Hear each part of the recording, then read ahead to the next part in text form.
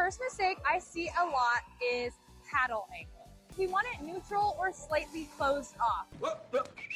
When searching for a pickleball coach, one of the most common mistakes players make is assuming someone with a high duper assumes that they're a high-level coach.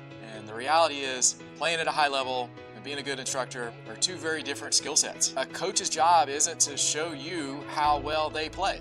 A coach's job is to help you improve. Some of the best coaches weren't elite athletes themselves. What made them really good coaches was their ability to analyze movement, biomechanics, communicate with their player, and find solutions to help the player get better. Look, this is a video, I'm sure this is a high-level player, but the reality is some of the things that she's talking about are incorrect. And I think if you take a video like this at face value, you're going to get really confused. I don't think the average 3.5 player is going to be able to distinguish that this is content that's not correct. And you're watching and you're listening and it seems convincing because it's coming from a high-level player. But the reality is, your paddle face would never be closed when the ball is below the level of the net. Just physics are going to win out on that battle. The other reality is that she talks about not swinging up and swinging more forward to your target. But if you watch in her demos, all her swings are up.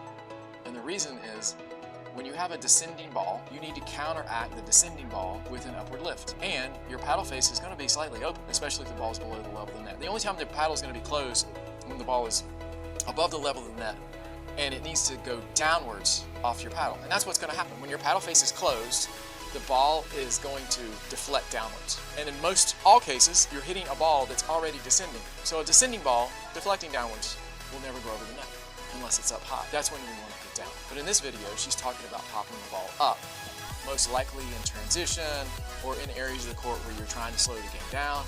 And the reality is, you need to hit underneath.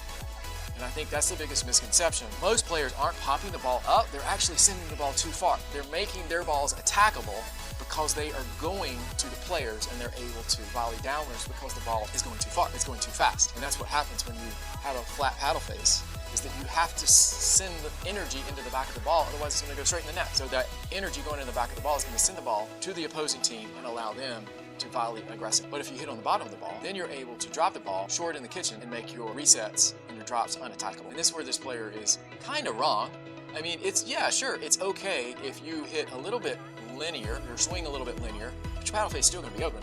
How else is the ball going to go over the net? And if you can keep height over the net, what I call your air target, if you keep your air target within a couple feet from the net height, then it's less attackable, but that takes a lot of practice. So whether you're listening to someone on YouTube or it's a live coach, just make sure that they understand basic mechanics and physics.